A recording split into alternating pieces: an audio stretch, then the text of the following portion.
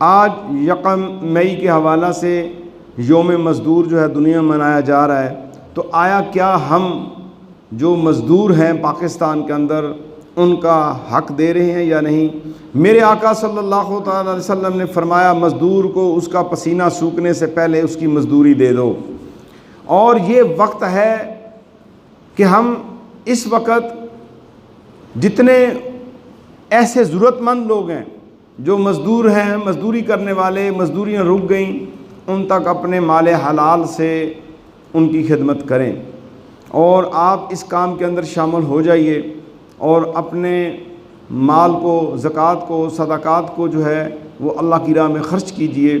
تاکہ آپ کے رزق میں اور اللہ برکتیں ڈالیں۔ اور اس زمانے کے حوالے سے یہ پوچھا جائے گا کہ ہمارا جو ہے کیا کردار رہا ہے؟ جب مسلمانوں پہ ایسا کڑا وقت تھا تو ہمارا کردار کیا تھا؟ ہم نے کیا ذمہ داری نبھائی؟ ہم نے کس کی کتنی مدد کی؟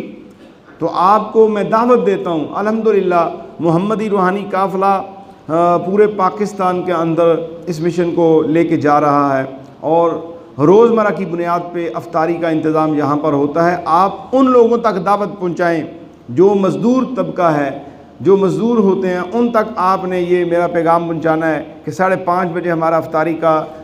سامان تقسیم ہوتا ہے، کھانا تقسیم ہوتا ہے، تو آپ تشریف لایا کریں، تو آپ کا پیغام ہی صدقہ جاریہ ہو جائے گا۔ آپ کسی ایک اہل کو، آپ کی نظر میں بندہ اہل ہے، اس کو یہاں پر بھیجتے ہیں، تو انشاءاللہ درمیان رمضان یا اس کے آخری عشرہ کے اندر جو ہے ضرورت مند، جو اس علاقے کے ضرورت مند جو رجسٹریشن ہو چکے ہیں، انشاءاللہ ان کی مالی معاونت بھی کی جائے گی انشاءاللہ تعالی۔ تو اس کے لیے آپ اپنے صدقات اور زکوٰۃ مرکز محمدی روحانی قافلہ پر جمع کرائیں یا اکاؤنٹ میں بھیجیں، لیکن مہربانی کر کے واضح کر دینا ہے کہ یہ جو آپ پیسہ بھیج رہے ہیں یہ زکوٰۃ کا ہے، صدقات کا ہے، یا آپ کا صدقات حسنہ کا ہے، کیونکہ جتنی بھی افطاری ہم تقسیم کر رہے ہیں الحمدللہ اس میں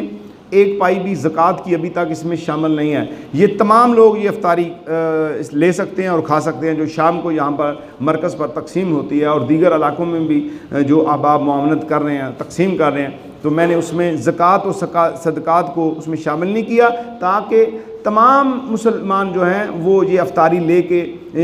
کھائیں اور تناول کریں، اور جو لوگ اس میں حصہ ڈال رہے ہیں ان کو بھی اجر عظیم ملے۔ تو آپ کوشش کیجئے، اس عمل کو جاری رکھیے، بہت فائدہ ہوگا، اور آپ بھی ہمارے ساتھ جو ہے اس زنجیر میں منسلک ہو جائیں۔ اپنے علاقے میں دیکھیں جو ضرورت مند ہیں ان کی نشاندہی کریں، ان کو اس طرف مرکز کی طرف روانہ کریں، خود بھی ان کی مدد کریں۔